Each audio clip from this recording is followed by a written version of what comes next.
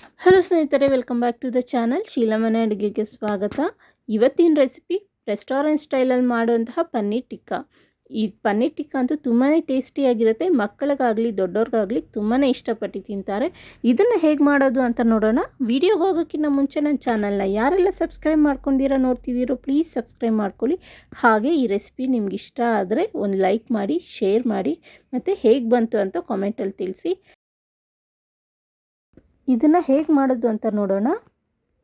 ಇದಕ್ಕೆ ನಾನಿಲ್ಲಿ ಒಂದು ಅರ್ಧ ಸ್ಪೂನಷ್ಟು ಜೀರಿಗೆ ಪುಡಿ ತೊಗೊಂಡಿದ್ದೀನಿ. ಹಾಗೆ ಕಸೂರಿ ಮೇಥಿ, ಇದು ಪೆಪ್ಪರ್ ಪೌಡರ್ 1/4 ಸ್ಪೂನಷ್ಟು, ಅರಿಶಿನ 1/4 ಸ್ಪೂನ್, 1 ಸ್ಪೂನಷ್ಟು ಶುಂಠಿ ಬೆಳ್ಳುಳ್ಳಿ ಪೇಸ್ಟ್, ಅಚ್ಚ ಖಾರದ ಪುಡಿ ನಮ್ಗೆ ಎಷ್ಟು ಬೇಕೋ ನೋಡಿಕೊಂಡು ಖಾರ ಹಾಕ್ಕೊಳ್ಬೇಕು. ಹಾಗೆ ಗರಂ ಮಸಾಲ 1 ಸ್ಪೂನಷ್ಟು, ಹಾಗೆ ಜೊತೆಗೆ ಎಣ್ಣೆ, ಉಪ್ಪು, ಇದ್ರ ಜೊತೆಗೆ ನಿಂಬೆಹಣ್ಣು ಸ್ವಲ್ಪ, ಹಾಗೆ ಮೊಸರು ಅರ್ಧ ಬಟ್ಲಷ್ಟು ಮೊಸರು ತೊಗೊಂಡಿದ್ದೀನಿ. ಹಾಗೆ ಕಡಲೆ ಹಿಟ್ಟು 2 ಟೇಬಲ್ ಸ್ಪೂನಷ್ಟು. ಇದ್ರ ಜೊತೆಗೆ ನಾವು paneer, main ingredient paneer, capsicum ಮತ್ತು ಈರುಳ್ಳಿ ಮೂರನ್ನು ಚೆನ್ನಾಗಿ ದೊಡ್ಡದಾಗಿ ಈ ರೀತಿ ಕ್ಯೂಬ್ಸ್ ಥರ ಕಟ್ ಮಾಡ್ಕೊಳ್ಬೇಕು.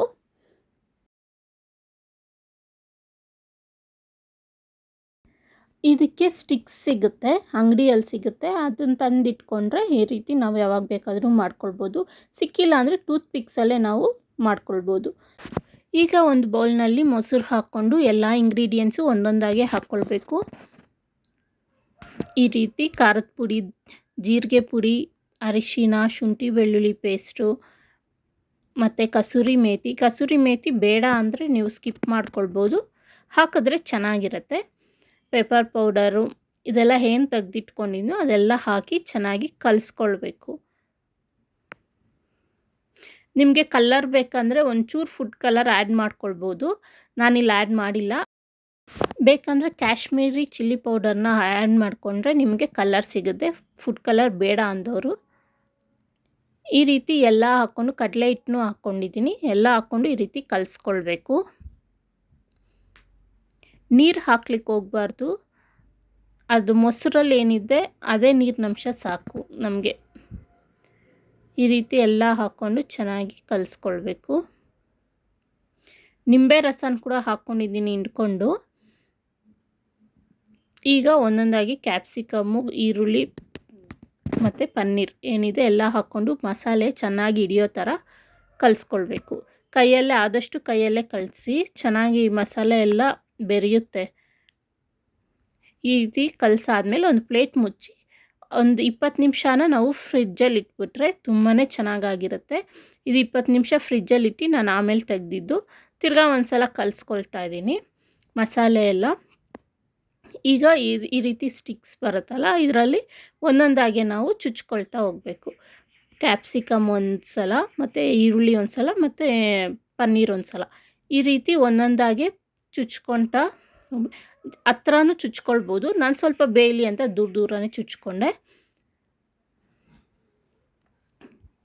ಈ ರೀತಿ ಒಂದೊಂದಾಗೆ ಚುಚ್ಚಿ ಎಲ್ಲ ತೆಗೆದಿಟ್ಕೊಳ್ಬೇಕು.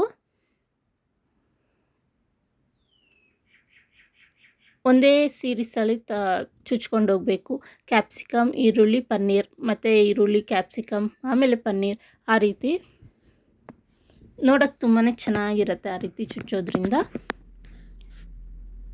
ಈ ರೀತಿ ಒಂದು ಪ್ಲೇಟಲ್ಲಿ ಅಂಟದೇ ಇರೋ ಥರ ಆ ಕಡೆ ಈ ಕಡೆ ಚಿಕ್ಕ ಪ್ಲೇಟ್ ಬರುತ್ತಲ್ಲ, ಅದಕ್ಕೆ ಆ ಕಡೆ ಈ ಕಡೆ ಮಾತ್ರ ಆ ಕಡ್ಡಿನ ಕೂಡಿಸಿದ್ರೆ ನೀಟಾಗಿರುತ್ತೆ. ಪ್ಲೇಟ್ಗೇನು ಅಂಟ್ಕೊಳ್ಳೋದಿಲ್ಲ. ನೋಡಿ, ನಾನು ಆ ಕಡೆ ಈ ಕಡೆ ಕೊನೆ ಮಾತ್ರ ಇಟ್ಟಿದ್ದೀನಿ. ಈ ರೀತಿ ಪ್ಲೇಟ್ಗೇನು ಅಂಟಿರಲಿಲ್ಲ. ಈಗ ಒಂದು ತವಾ ಬಿಸಿ ಮಾಡಿ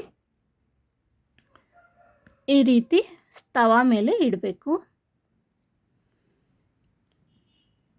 ಈ ರೀತಿ ಒಂದೊಂದಾಗಿ ಇರಬೇಕು. ನಾನು 4 ಇಡ್ತಾ ಇದ್ದೀನಿ ಈ ಒಂದು ಇದಕ್ಕೆ. 4 ಕಡೆ ಬೇಯೋ ಥರ ನಾವು ತಿರುಗಿಸ್ಕೊಳ್ತಾ ಇರಬೇಕಾಗುತ್ತೆ. ಈಗ ಎಣ್ಣೆ ಹಾಕ್ಕೊಳ್ತಾ ಇದ್ದೀನಿ. ಸ್ವಲ್ಪನೇ ಎಣ್ಣೆ ಹಾಕ್ಕೊಳ್ಬೇಕು. 4 ಕಡೆಗೂ ನಾವು ಬೇಯಿಸ್ಕೊಳ್ಳೋದಕ್ಕೋಸ್ಕರ ತಿರುಗಿಸ್ಕೊತಾ ಇರ್ತೀವಿ. ಆವಾಗ ಎಣ್ಣೆ ಹಾಕ್ಕೊಳ್ಬೇಕಾಗುತ್ತೆ. ಎಣ್ಣೆನೂ ಜಾಸ್ತಿ ಏನೂ ಹಿಡಿಯೋದಿಲ್ಲ ಇದಕ್ಕೆ. ಈ ರೀತಿ ಆವಾಗವಾಗ ತಿರುಗಿಸ್ಕೊಳ್ತಾ ಇರಬೇಕು. ಸ್ವಲ್ಪ ಮೀಡಿಯಮ್ ಫ್ಲೇಮಲ್ಲಿ ಇಟ್ಕೊಂಡು ಮಾಡ್ಕೊಳ್ಳಿ, ಚೆನ್ನಾಗಿ ಬೇಯುತ್ತೆ. ಇಲ್ಲಾಂದರೆ ಬೇಗನೆ ಕಪ್ಪಾಗಿಬಿಡುತ್ತೆ, ಒಳಗಡೆ ಬೇಯೋದಿಲ್ಲ. ನೋಡಿದ್ರಲ್ಲ, ಇದೇ ರೀತಿ ಎಲ್ಲನೂ ಬೇಯಿಸ್ಕೊಂಡ್ರೆ ತುಂಬ ರುಚಿಯಾಗಿರುವಂತಹ restaurant style paneer tikka ready ಆಗುತ್ತೆ. ಮೇಲುಗಡೆ ಒಂಚೂರು ನಿಂಬೆ ರಸ ಹಾಕಿ ಟೊಮೆಟೊ ಸಾಸ್ ಜೊತೆ ತಿನ್ನಕ್ಕೆ ಕೊಡಿ, ತುಂಬಾ ಇಷ್ಟಪಟ್ಟು ತಿಂತಾರೆ. ಮನೇಲಿ ಮಾಡಿ ಹೇಗೆ ಬಂತು ಅಂತ ಕಾಮೆಂಟಲ್ಲಿ ತಿಳಿಸಿ. ಈ ವಿಡಿಯೋ ನೋಡೋಕ್ಕೆ ಧನ್ಯವಾದಗಳು ಸ್ನೇಹಿತರೆ. Thanks for watching.